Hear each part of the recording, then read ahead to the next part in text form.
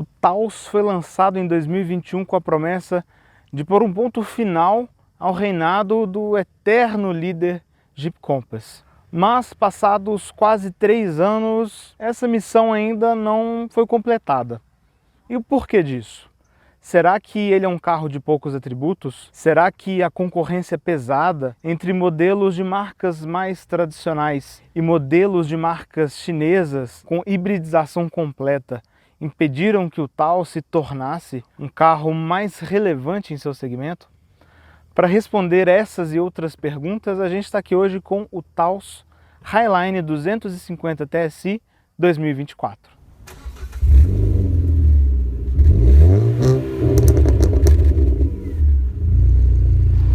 E se você for comprar um carro usado seminovo, não deixe de usar o serviço de consulta veicular da Olho no Carro. E com o cupom de desconto do DriveOn você ainda garante 15% de desconto em todas as consultas. Link na descrição do vídeo.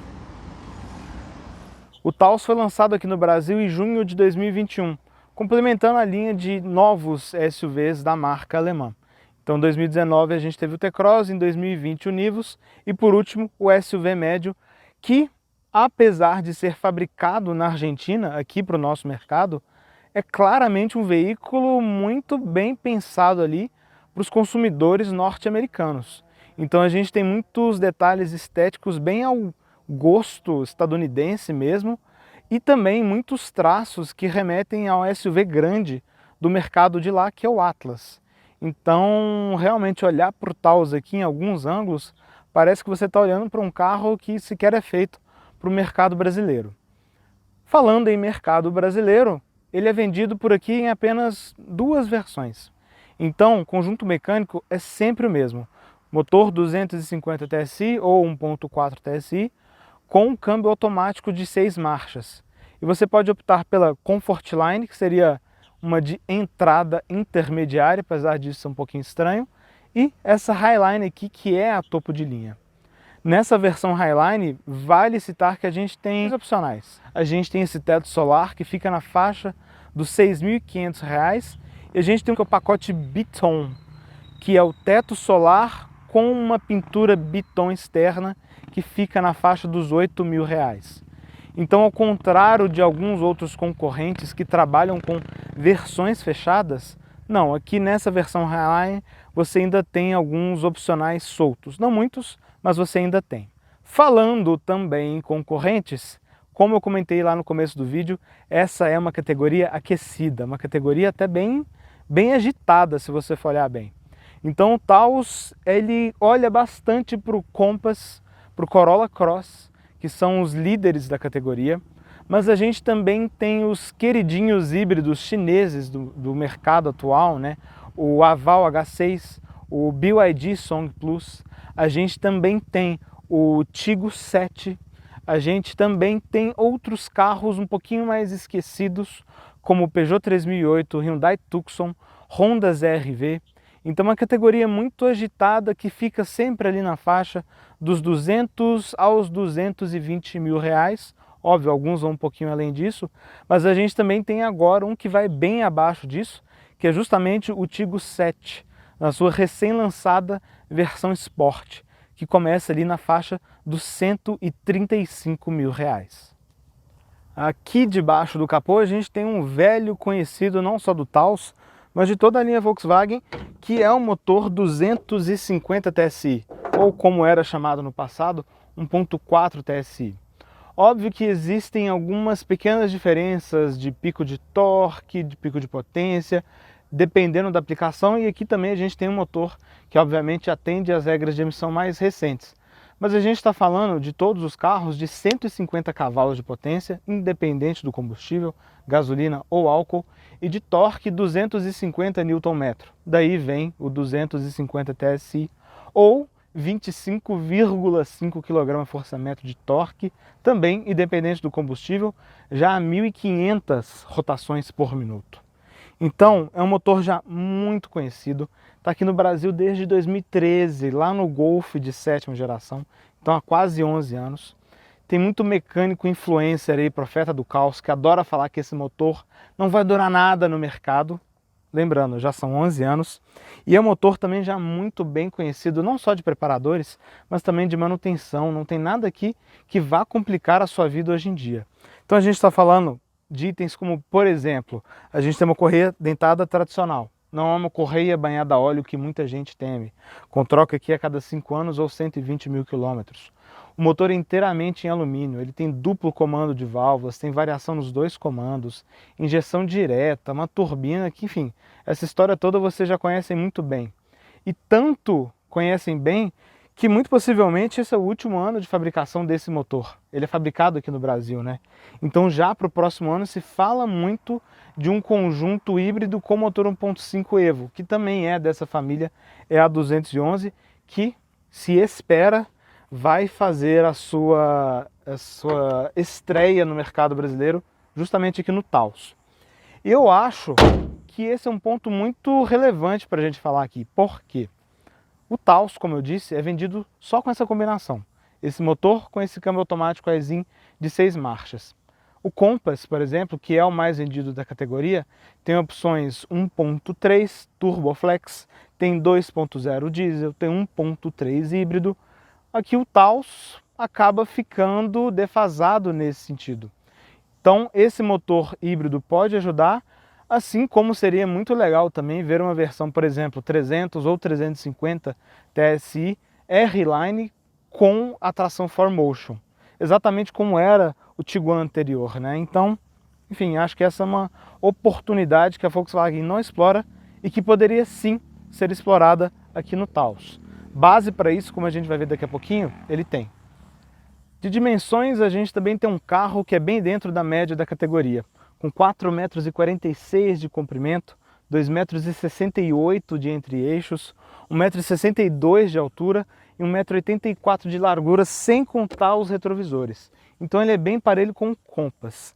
De vão livre, a gente está falando de 18,5 centímetros. E aqui, lembrando, estamos com as rodas Aro 19, então aqui com pneus 235/45 Aro 19. É um pneu de medida bem baixa ali de parede, né? 106 milímetros, então você precisa de algum cuidado em certos buracos. Na hora que a gente vai andando, a gente fala um pouquinho mais disso. O que é legal trazer aqui também é que ele é mais um carro derivado da arquitetura MQB, mas não da A0 que a gente encontra em Polo, Nivus, Virtus e T-Cross. Não, aqui a gente tem a variante A1, que é a mesma de Golf, A3 e Tiguan. E o que é interessante disso? Você tem uma rigidez torsional ainda superior, você tem outros recursos de segurança e você tem algumas outras possibilidades quando você pensa em suspensão. Então, lá na frente, a gente tem McPherson tradicional e aqui atrás a gente tem uma Multilink, que é muito positivo, então uma suspensão independente. A gente tem freios a disco nas 4 rodas, lá na dianteira com 312 milímetros de diâmetro, aqui na traseira discos sólidos de 272 milímetros de diâmetro. Então a gente vê que a gente tem algumas soluções um pouquinho mais sofisticadas em relação ao MQB A0, também como a gente vai entrar daqui a pouquinho falando sobre segurança. E de construção de modo geral, muita gente tinha um preconceito antigo de carros lá dos anos 90 fabricados na Argentina, né? Mas olha, tudo muito bem montado, não vejo vãos irregulares, falhas de pintura, de costura lá dentro, nada, tudo bem montado. Então é realmente um carro que faz jus aí à fama da tão falada plataforma MQB, que beleza, já tem mais de 10 anos de mercado, mas que ainda continua entregando um resultado muito bom, mesmo diante da concorrência renovada. Em segurança, assim como os seus irmãos de plataforma MQB A0, aqui no Taos a gente teve um bom resultado nos testes do Lightning Cap, que deram 5 estrelas tanto para os passageiros adultos na dianteira, quanto para os infantis na traseira. E como que a gente chega nesse resultado? Então essa plataforma MQB-A1 tem uma alta rigidez torsional, uma alta capacidade de absorção e dissipação de impactos ao redor da cabine, e a gente tem mais recursos de segurança eletrônicos e assistências à direção do que a gente encontra nos carros com a MQB-A0. Então, por exemplo, a gente ainda tem os 6 airbags, os frontais, os laterais e os de cortina. A gente tem o AEB, a gente tem o ACC, a gente tem o detector de fadiga, mas a gente tem alguns itens a mais, como o sensor de ponto cego, a gente tem um ACC com função Stop and Go, a gente tem o detector de tráfego cruzado no assistente de saída de ré, e a gente tem o sofisticado sistema de faróis IQ Light, tanto na dianteira quanto na traseira. E o que esses faróis fazem?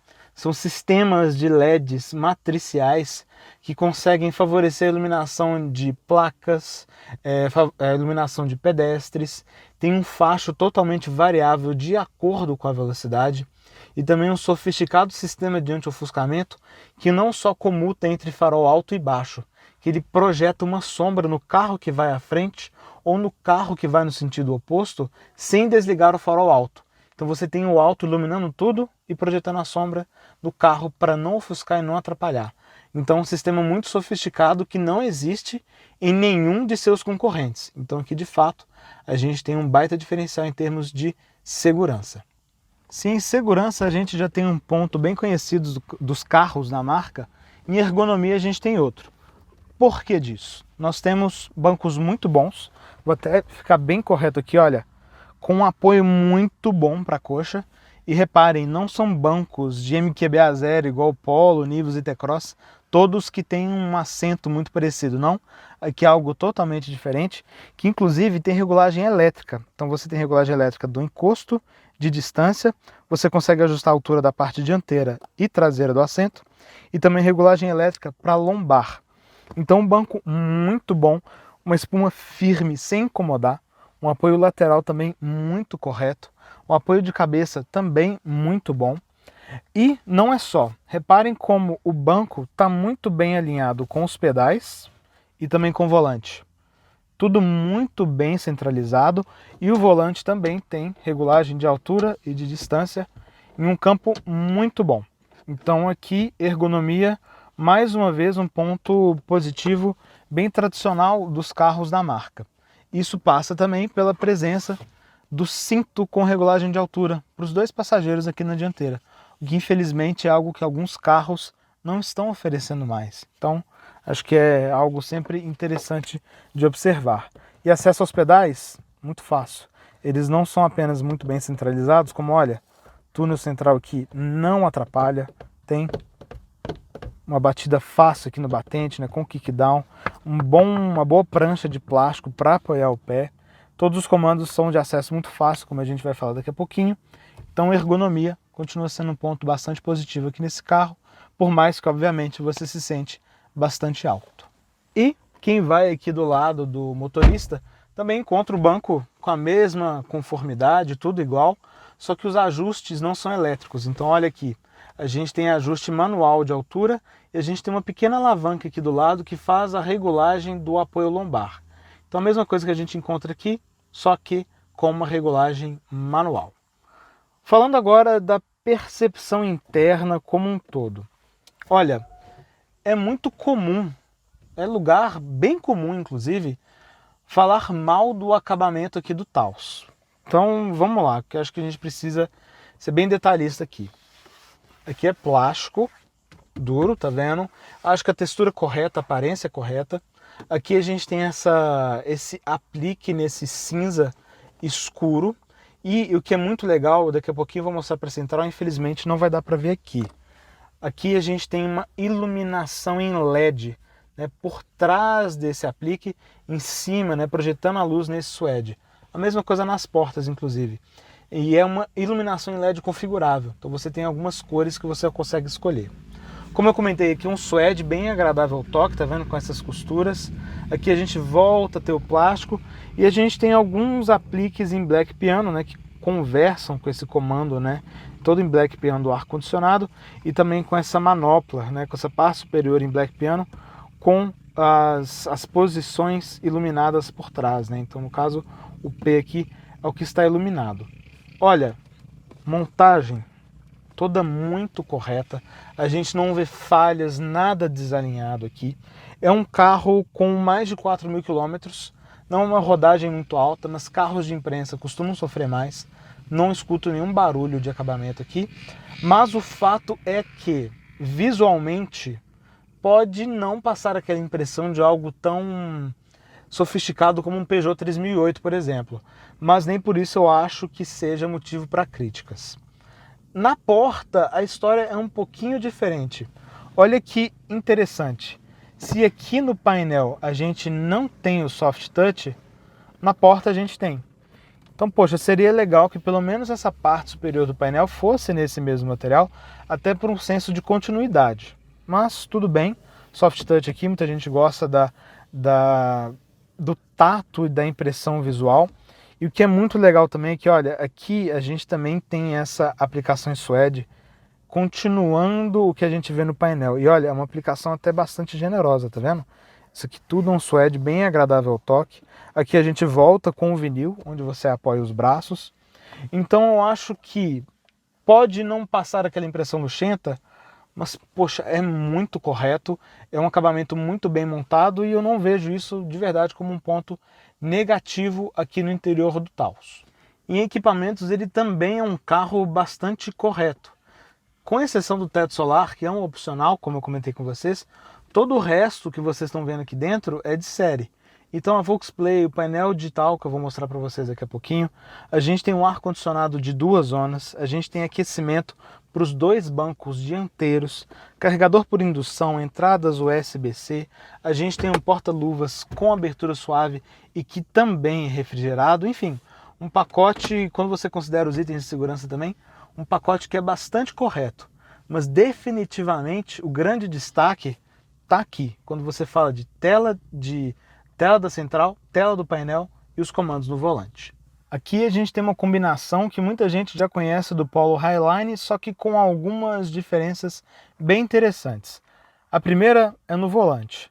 Então, enquanto no resto da linha a gente tem o volante com comandos físicos, aqui, olha, é legal que o volante está, o carro está desligado, o volante está apagado, tá vendo? Eu vou ligar ele e ele vai se acender. Então, logo que eu peguei esse carro, eu pensei, putz, o comando touch no volante. Mas eu admito que eu queimei um pouquinho a língua. Por quê? Não são comandos só de esbarrar e eles fazem qualquer coisa. Não. Eles têm um pequeno motorzinho dentro dele.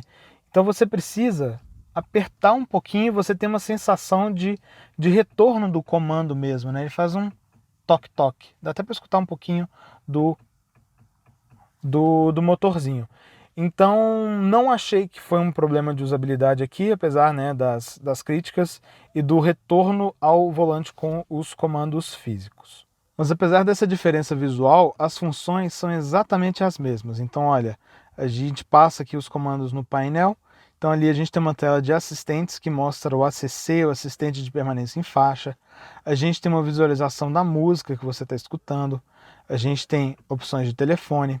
A gente tem o status do veículo, então o Lucas está com a porta aberta ali atrás, ele está me mostrando isso. Dados de condução, então a gente tem 3 medições de consumo, desde a partida, longo prazo e desde abastecimento. E a gente tem informações como autonomia, consumo de conforto, então mostra quanto você está gastando ali com ar-condicionado, por exemplo. Um repetidor de velocidade digital, né, um terceiro leitor, temperatura do óleo, o trip, e uma visão de consumo instantâneo. E voltamos aqui para os assistentes de direção. O que é legal também é sempre aquela tradicional opção de visualização, né? Então, apertando o botão View aqui, você tem 3 opções. Essa aqui, por exemplo, né, com a capa de disco, fica só com informação de música. Aqui você tem as informações de viagem nas laterais e de volta ao tradicional. O que é legal que na central multimídia, na Volksplay, você consegue configurar o que você tem dentro de cada um desses elementos. Então aqui, por exemplo, eu coloquei o consumo e um econômetro em volta ali, né, naquela setinha. Consigo mudar na central. E ali do outro lado, eu coloquei autonomia e eu também consigo mudar isso através da central. O que é muito interessante, essa tela de 10,2 polegadas ainda tem uma leitura muito boa, ainda é uma referência a ser batida nessa categoria. Na central multimídia a gente tem outra tela de 10 polegadas, então a gente está falando aqui de um conjunto de telas de mais de 20 polegadas, saudades da minha TV Mitsubishi de 14 que eu tinha no meu quarto, ainda com uma definição muito boa, também é uma usabilidade bem legal. Aqui nessa tela principal você tem informações da música ou da rádio que você está escutando e alguns atalhos bem legais. Então, por exemplo, a gente tem um atalho para navegação aqui, mas que não é embarcada. Até por esse mesmo motivo, a gente não tem espelhamento ali na central multimídia de mapa. A gente tem uma segunda tela que tem os dados de viagem, os mesmos que eu mostrei para vocês ali no painel. A gente tem informações de estado do veículo, então tá vendo? Portas, capô abertos, para você resetar o sensor de pressão dos pneus. E o que eu acho muito legal, o seletor de modos de condução. Então você tem tradicionais aqui, Eco, Normal, Sport e Individual, sendo que, obviamente, você consegue configurar individual nesses parâmetros. Então, transmissão, direção, o ar-condicionado, o ACC e assistência dos faróis. Então achei bem interessante. A gente tem a configuração do Active Info Display, como eu comentei com vocês, né? Então a gente pode definir perfis e você consegue mudar eles também, tá vendo? Então, mais uma vez, eu quero consumo e vamos lá, autonomia, beleza? Tá salvo aqui, consigo deixar isso para futuros usos. O que é legal também é essa visualização off-road, que não está em todos os carros com essa central multimídia. Então aqui a gente tem um indicador da temperatura do arrefecimento, do nível do tanque e ângulo da roda, olha que interessante, tá vendo? Ele dá essa informação. Assim como a altitude e a temperatura de óleo que a gente também vê ali na central, no painel de instrumentos, perdão. E também a loja de aplicativos, né, da Volksplay. Então aqui a gente tem um HD interno que você consegue baixar seus aplicativos. Ele não tem uma internet própria, então você precisa rotear do seu celular para usar os aplicativos. Então você tem, por exemplo, o Waze, o Spotify, Sem Parar, o Estapar para pagar o Zona Azul aqui em São Paulo, por exemplo. E o que eu acho que é bem legal, Abasteça Consciente, que ele te dá uma conta, né? Te fala quanto você tem de combustível ainda, consumo médio, emissões, inclusive qual combustível você tem no tanque. Então aqui, olha, 100% etanol. E aqui nas laterais a gente também tem alguns atalhos, todos são touch, né? O que é legal, que não está em outros carros com essa mesma central, é essa visão aqui de ar-condicionado.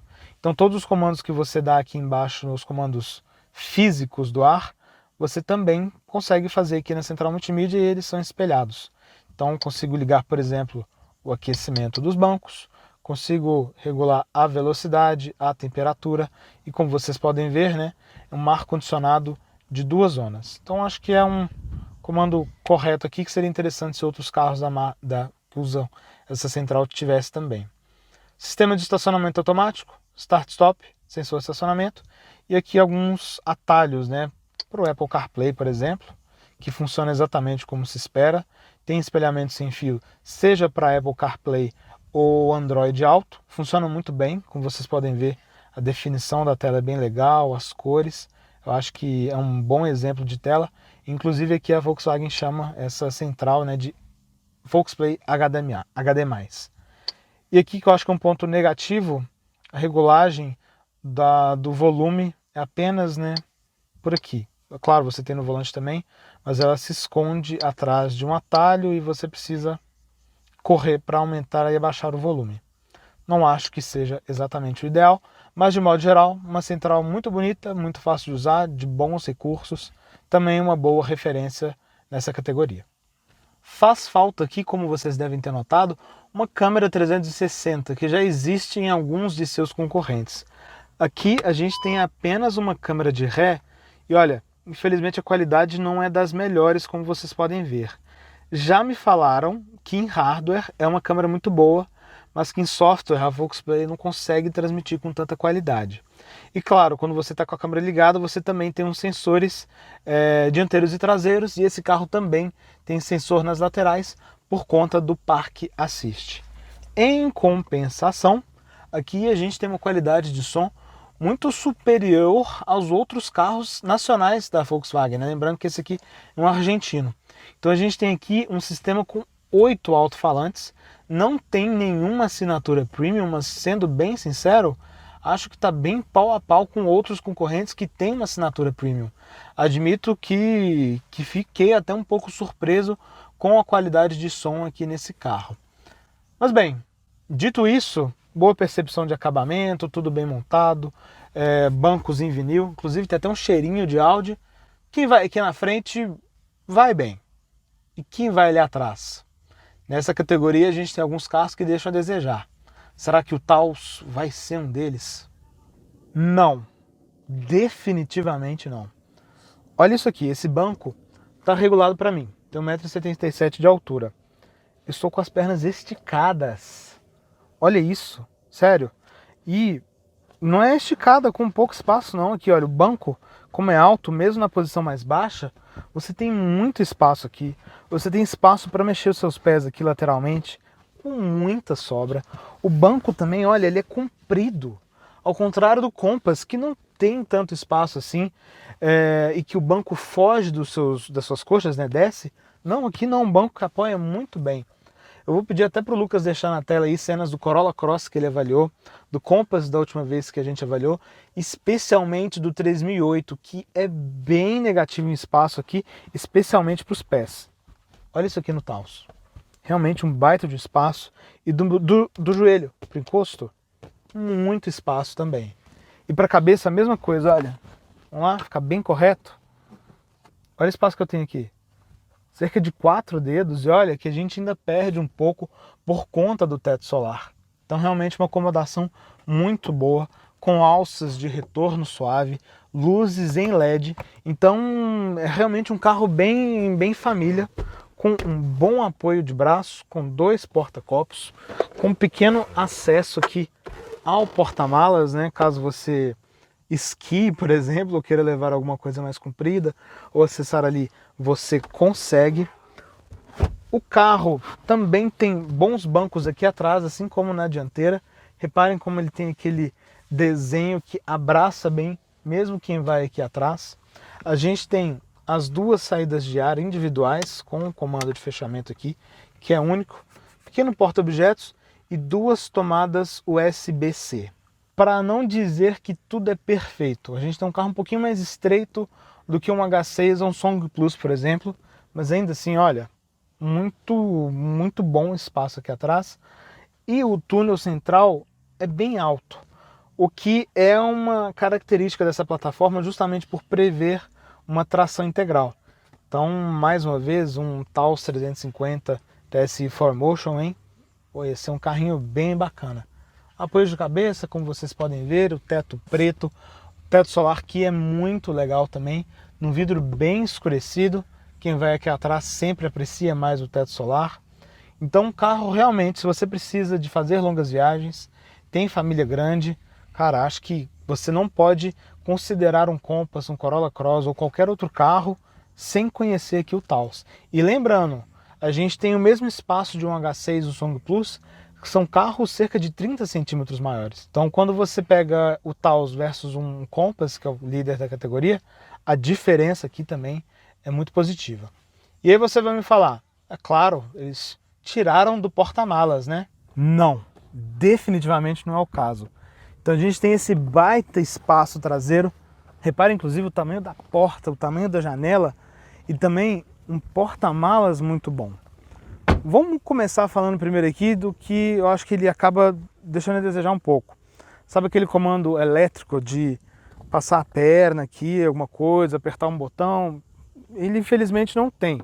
Então aqui é um comando elétrico tradicional, mas que dá acesso a um porta-malas de 498 litros na medição padrão VDA e medido até a tampa.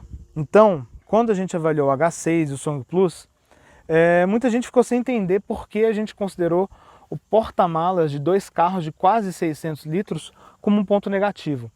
E acho que aqui é bem claro o motivo. Lá nesses outros 2 carros a gente tem porta-malas ou em medições líquidas ou em medições até o teto, que não correspondem a essa medição padrão que a gente tem aqui de quase 500 litros. Então reparem como a boca é grande, como ele é largo, como ele é comprido, como ele é alto. Aqui cabem malas grandes de pé.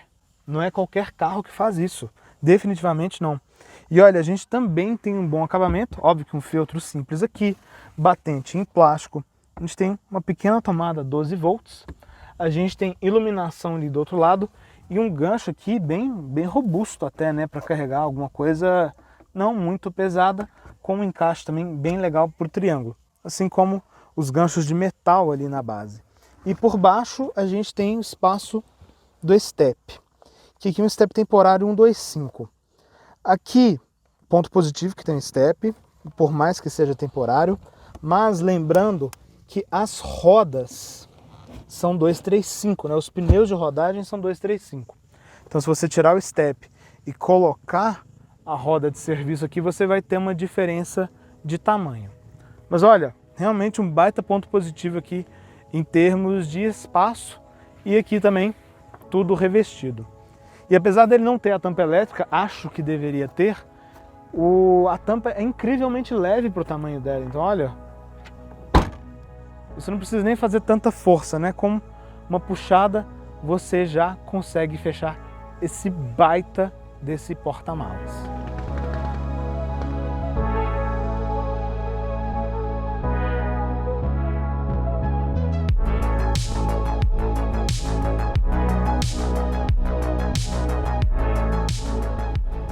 Vamos à nossa volta com o Taos, então. E a gente está aqui num gramado. Vou mostrar para vocês uma coisa aqui primeiro, relacionada à suspensão do Taos, que, como eu comentei com vocês, é uma suspensão independente nas 4 rodas. O que eu quero mostrar para vocês? Olha, aqui não é uma trilha pesada, longe disso, não é nem a ideia do carro, mas eu quero mostrar para vocês como ele passa muito bem, mesmo, olha, nesses buracos aqui, mesmo um pouco mais rápido, mesmo com esse pneu de perfil baixo, nessa pressão muito alta. Então é um carro que até faz pensar como seria como a tração nas 4 rodas, que infelizmente ele não oferece. Então já é um primeiro indício de que a suspensão está muito bem acertada. Vou aproveitar esse espaço apertado aqui também para mostrar para vocês o diâmetro de giro, que é de 11,5 metros. Olha, é um diâmetro de giro bem correto para um carro desse porte. Acho que não vai ser um grande problema manobrar com ele. Óbvio que a assistência elétrica da direção também ajuda nisso, porque a gente tem uma assistência bastante leve. Até leve demais em algumas outras situações, como eu vou comentar daqui a pouquinho. Claro que em manobras também de baliza você tem um sistema de estacionamento automático para ajudar. E olha, mais uma vez, muito bom, realmente muito bom. Então, por mais que aqui você tenha um pneu de perfil baixo, 106 mm de altura, você tem uma roda e um pneu muito grande. Então acaba que você consegue passar literalmente por cima de boa parte dos buracos. Então isso traz uma qualidade de rodagem bem legal aqui para o Taos. E aproveitando, são pneus nesse modelo aqui, pneus Goodyear Wrangler Territory. Então é um pneu que eu não conhecia antes, que eu gostei bastante. Quero mostrar para vocês agora também, a gente passar nessa valeta aqui, que o carro passa sem problemas nenhum, mas eu quero mostrar para vocês como a rigidez torcional também é muito boa. Então, olha, muito tranquilo, você não escuta nada de torção na carroceria e você sente que o carro não torce. E por que isso é importante? Não só em termos de segurança, como eu comentei, mas muito de comportamento. Olha como é um carro que faz curva pra caramba. E como que a rigidez da carroceria ajuda nisso. Uma carroceria que torce menos vai permitir que a suspensão trabalhe sempre na posição de projeto. E com a suspensão independente nas 4 rodas, né, na dianteira e na traseira, isso também é especialmente importante. Então aqui a gente tem um carro que vence valeta com muita facilidade, rampa de garagem, afinal de contas 18,5 centímetros de vão livre, que tem um comportamento muito bom, que mesmo em pisos mais degradados passa com uma suavidade impressionante. Não é aquele carro solto e relaxado como o Song Plus, é um carro que tem um rodar firme, com uma capacidade de absorção de pancada e impacto que é muito boa. Não é aquele carro que fica batendo de maneira exagerada. Então acho que é um baita de um acerto que a gente tem aqui. E outra coisa que eu vou mostrar para vocês aqui agora é como ele passa bem por lombada. Olha, eu vou passar um pouquinho mais rápido. Nessa bem curtinha, não dá batente de fim de curso, né, de distensão, como é comum em outros carros. Então, realmente, um baita de um acerto de suspensão aqui. Mais uma vez, olha, também não é aquele carro que dá aquela sensação de que vai dar cambalhota ou que a frente vai despencar, nada do tipo. Então, realmente um baita de um acerto aqui. Como eu comentei com vocês também, a direção é bastante leve, então muito leve mesmo, que eu acho que faz sentido para o consumidor médio dessa categoria, mas destoa um pouco do que geralmente se conhece de carros da marca, né? Então, em velocidades já de cidade, fica uma sensação, não de insegurança, não me entendam mal, mas de uma direção que podia ter um pouquinho mais de peso, né? Então, uma direção leve que acaba passando até uma sensação de ser um pouquinho boba, apesar de ser, olha, um carro bem responsivo, que já denuncia, inclusive, como ele é um carro bem americanizado em muita coisa, né? E acho que esse aqui é um desses pontos. Ao contrário do que a gente está vendo em outros carros, não só da Volkswagen, mas de modo geral, aqui a gente não tem um delay tão absurdo de pedal no acelerador, não. Então, óbvio, você tem um delayzinho ali, você tem um delay da turbina, então abaixo de 2000, ele não é um carro apático, mas ele é um carro que não tem uma patada tão forte, igual a gente vê acima de 2000 rotações por minuto, mas o pedal aqui ele tem uma curva em um momento que é um pouquinho irregular. Então, explico. Você está pisando um pouquinho, o carro está tranquilo, mas quando você está aproximadamente ali em 20% de pedal, alguma coisa assim, de repente parece que a borboleta abre muito, o carro dá uma acelerada extra. Se isso coincidir com o momento da turbina também, ali dos 2000 giros, acaba que você vai ter uma resposta bastante significativa. Não acho que seja um grande problema, mas é um ponto que chama atenção. O freio, por outro lado, perfeito. Olha, sensação firme de pedal, não é um pedal bicudo, sensação de desaceleração muito natural, e muito até agradável mesmo, né? Aquele carro que oscila muito em frenagem, tampouco em aceleração. Vamos entrar na rodovia aqui agora. A Castelo Branco é uma rodovia de 120 e vamos selecionar o modo Sport aqui na central multimídia, para vocês verem como o carro vai reduzir e como ele vai responder. Então, olha, estou usando um pouquinho, vou pisar fundo em 3, 2, 1, pisei. A redução veio rápido, 80, 90, 100, 110, 120, velocidade da via. Olha, esse motor 250 TSI, ele tem apenas 150 cavalos, né? Hoje em dia, com carros aí que tem quase 190, híbridos que vão muito além disso, pode até parecer pouco. Mas o fato é que ele é um motor muito compridor ainda, é bem polivalente, né? Então, vocês notam que ele tem aquela pegada boa embaixo e que ele cresce bem ainda. Óbvio que a gente não está falando daquele motor que vai crescendo com ímpeto de um aspirado, por exemplo, até cortar. Mas não, é um motor que vai muito bem, mesmo em giros mais altos, sem passar aquela sensação tão grande de enforcamento que passava quando ele tinha 140 cavalos, por exemplo. Então acho que aqui a gente tem um motor muito compridor, muito suave, muito silencioso e muito agradável de usar. Acho que o tempo traz isso, né? Um motor que já com tantos anos de mercado já está bem calibradinho. E óbvio que um motor bom com câmbio ruim não dá muito jogo, mas não é o caso que a gente tem aqui. O câmbio Aisin aqui é 250, a Aisin é uma subsidiária da Toyota, já é um câmbio com muitos anos de mercado, já é um câmbio muito conhecido, robusto. Pode não ser a última palavra em tecnologia, o Tiguan, por exemplo, agora usa um câmbio automático de 8 marchas, mas é um câmbio de programação muito boa aqui. Então olha, estou andando aqui no modo Eco, tá até o E6 aqui no painel, e a 100 por hora de sexta marcha, a gente fica na faixa das 1.900 rotações por minuto.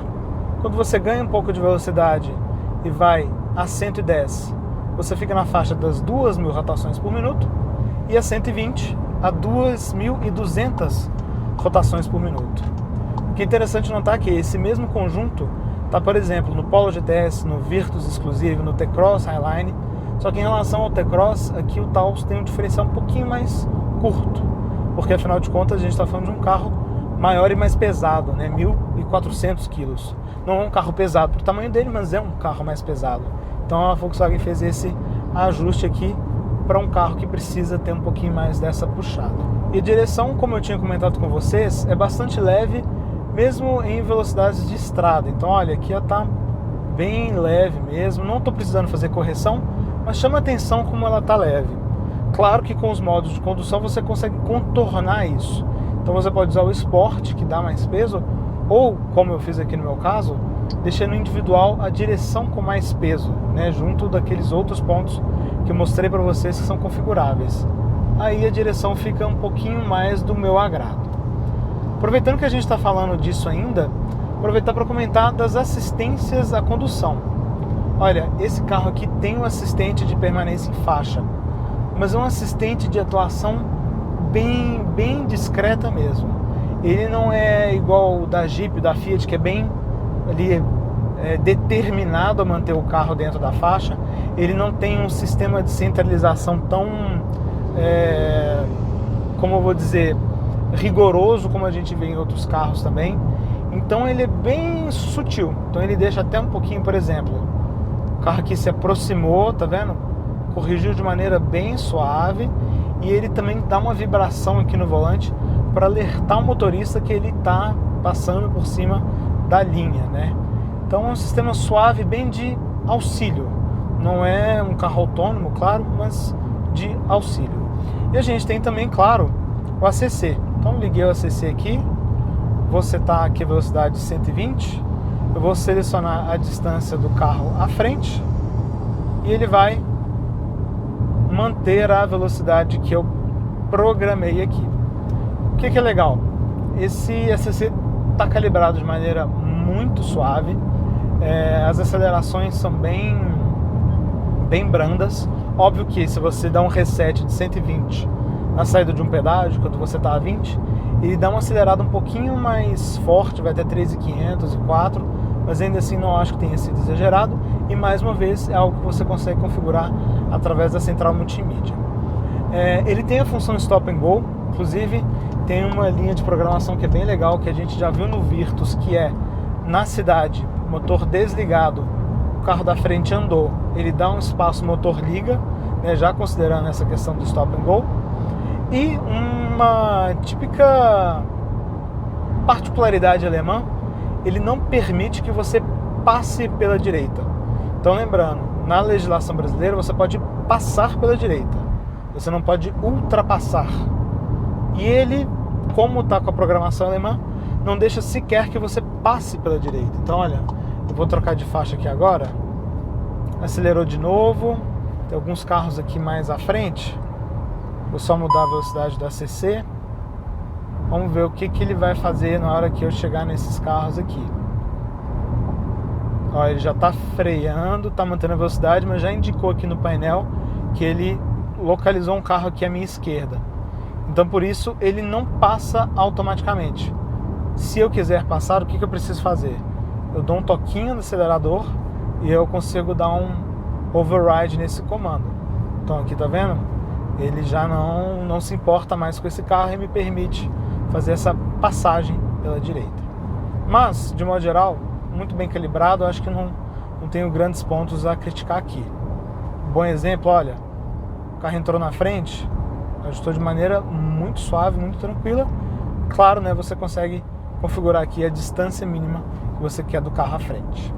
Então, no final das contas, por mais que o Taos tenha uma suspensão impressionante, seja um carro extremamente agradável de dirigir, talvez o mais gostoso de dirigir nessa categoria, sempre tem algum pontinho aqui e ali que talvez te leve para outro concorrente. Então, uma tração 4x4 que o Taos não tem, uma versão esportiva, talvez uma versão intermediária, uma versão mais forte. Fica sempre aquele gostinho de que poderia existir algo a mais na linha, que infelizmente hoje não existe. Bem, e de consumo, como a gente fica? Você pode até imaginar aí, né? Pô, o carro é espaçoso, bom porta-malas, motor compridor, muito bem isolado de suspensão, motor, vento, rodar dos pneus, um bom câmbio. Deve ser um baita estradeiro com consumo bom, né? Mais ou menos. O que a gente teve aqui nessa semana de teste, usando sempre álcool? Um carro que em trânsito urbano pesado, você pode esperar números ali na faixa dos 5 km por litro. Vai, é um consumo ok para o porte do carro. Quando você está falando de um trânsito médio, a gente já está falando em algo na faixa ali dos 7,5, 8 km por litro. É um consumo também apenas ok, lembrando que a gente tem o start-stop aqui. Em trânsito leve, urbano bem tranquilo, domingo de manhã, avenidas de 50, 60, sem muitos impedimentos, na faixa dos 11,5, 12 por litro, chegando até na faixa dos 13 em algumas vias expressas, né, andando ali ao redor dos 90 km por hora. Em estrada, andando na faixa dos 100, pode esperar aí no máximo 11 km por litro, andando na faixa dos 110, algo ao redor dos 10,5, e andando na faixa dos 120, 10 km por litro. Tudo isso com álcool, lembrando. Então é um carro que vai fazer você dizer, poxa vida, como ele bebe, né? Muito beberrão. Não, não é o caso, até porque a gente está falando de um carro que ele é alto, ele tem pneus largos, é um carro grande, um carro pesado, enfim. Tudo isso precisa ser considerado. Mas, considerando que toda essa categoria está bastante hibridizada, acaba ficando um gostinho de que o Taos poderia ser melhor. Então, por mais que esse motor seja muito compridor e muito agradável, a gente já está falando de um motor antigo diante de concorrentes que já têm, né, conjuntos híbridos. Então esse acaba sendo um ponto que o Taos acaba destoando um pouco de parte de seus concorrentes. E uma coisa que é sempre importante lembrar, números obtidos em condições diferentes não são diretamente comparáveis. Então a gente está aqui, testou em São Paulo, capital, uma semana de muito trânsito, a gente está aqui na Castelo Branco, calor, ar-condicionado, é uma característica de relevo que não necessariamente vai fazer você ter esses mesmos números rodando, por exemplo, numa estrada mais montanhosa, numa estrada só de descida, numa estrada plana. Então, importante ter isso em mente, que os números são sempre variáveis. Pois bem, vamos então aos pontos positivos e negativos do SUVW médio chamado Taos. Primeiro ponto positivo, definitivamente, é bom espaço interno. A gente tem um carro que tem uma largura correta, mas um espaço excepcional para as pernas, um espaço muito bom para a cabeça e também um porta-malas muito bom. Então a gente já tem alguns carros nessa categoria, como o H6 e o Song Plus, que também tem um espaço muito bom para as pernas, mas também são carros mais compridos. Quando você olha para os concorrentes nessa faixa de tamanho, o Taos realmente coloca todos eles no bolso. O segundo ponto positivo, que é um ponto tradicional nos carros da Volkswagen, sempre que eles passam aqui pelo canal, é a dirigibilidade. Aqui a gente tem um motor que tem apenas 150 cavalos, mas ainda é muito compridor, um carro muito gostoso de dirigir, mas acho que a estrelinha aqui vai para o acerto de suspensão. Realmente a gente tem um equilíbrio muito, mas muito bom entre conforto e comportamento. Então mesmo em pisos mais degradados, mesmo com essa roda grande, mesmo com esse pneu de perfil baixo, é um carro que te traz uma suavidade de rodar, com uma firmeza também muito agradável. Então é aquele carro que roda firme, absorve pancada, não bate e que tem uma capacidade de fazer curva que é realmente impressionante. Muito além do que você espera de um carro desse. Então realmente aqui a gente tem um baita de um ponto positivo. E um terceiro ponto positivo, que assim, aí sim se destaca ainda mais nessa categoria, que são os faróis. Esse sistema de faróis IQ Light com LEDs matriciais é algo exclusivo nessa faixa de preço, exclusivo entre seus concorrentes. Então é um sofisticado sistema que favorece a iluminação de pedestres, de placas, com faixa variável por velocidade e também essa máscara, né, que projeta a sombra no carro que vai adiante ou no sentido oposto para evitar o ofuscamento.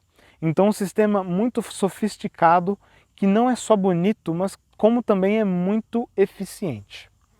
Mas é claro que nem tudo são flores e nós temos aqui um ponto negativo que se destaca bastante no Taos, e aqui eu não digo não só dessa unidade específica, dessa versão específica que a gente está avaliando, mas da linha como um todo, que são as suas versões.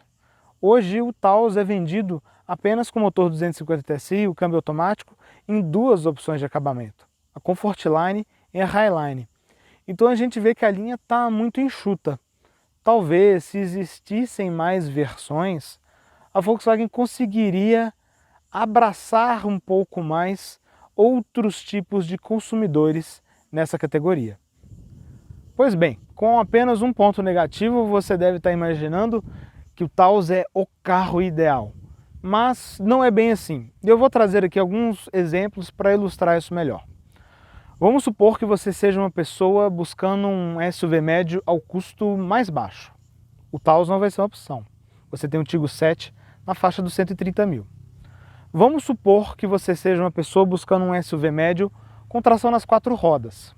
O Taos também não vai ser uma opção. Ele tem apenas esse conjunto 4x2. Talvez você considere um Compass diesel. Talvez você queira um carro a diesel. Mais uma vez você considera o Compass diesel. Talvez você queira um carro com uma pegada um pouquinho mais esportiva. Você pode considerar talvez um H6 PHEV, um H6 GT, talvez até o Compass 2.0 turbo a gasolina que está para ser lançado nos próximos meses. Talvez você queira um carro com visual esportivado, Corolla Cross GR Sport. Vocês estão entendendo onde eu quero chegar? O Taos é um carro muito compridor, um carro muito eficiente, um carro muito agradável, ele realmente é um carro bom. Mas acaba que com essa linha tão curta, ele não está falando com todo esse segmento dos compradores de SUVs médios. Então, acho que boa parte, não vou dizer insucesso, mas o fato dele não conseguir passar da terceira posição entre os mais vendidos, acho que passa bastante por aí. Carro muito bom, mas que infelizmente não fala com tantas pessoas assim. Então, mais uma vez, resgatando um ponto que a gente falou ao longo do vídeo, um Taos R-Line 350 TSI, poxa, esse é um carro muito legal, uma pegada mais esportiva, plataforma para isso ele tem, suspensão para isso ele tem. Um Taos talvez abaixo do Comfortline, ali na faixa dos 150 mil, pô, seria também algo muito bem-vindo, mas enquanto a linha continua enxuta assim, enquanto a linha não recebe um motor híbrido leve, né, que está esperado para 2025, por mais que o Taos vale a pena conhecer, se você procura espaço, um bom carro familiar, eu acho que nada vai mudar nessa categoria ao longo de 2024. Pois bem, assim encerramos a nossa avaliação aqui de 7 dias com um Taos Highline 250 TSI 2024. Deixem suas dúvidas aqui nos comentários e a gente se vê no próximo sábado ao meio-dia aqui no Drive-On ou nas quartas-feiras, quinzenalmente, às 18 horas, lá no nosso canal Carros pelo Mundo, onde o Hudson, lá da Alemanha, traz modelos que muitos de nós gostariam de ver por aqui, e o Lucas, ao redor do mundo, traz outros muitos carros que nunca vieram para o nosso mercado. A gente se vê e um abraço. E aí, gostou do vídeo? Então não deixe de se inscrever no canal clicando no ícone preto e também não deixe de conhecer o nosso canal de vídeos internacionais clicando no ícone branco.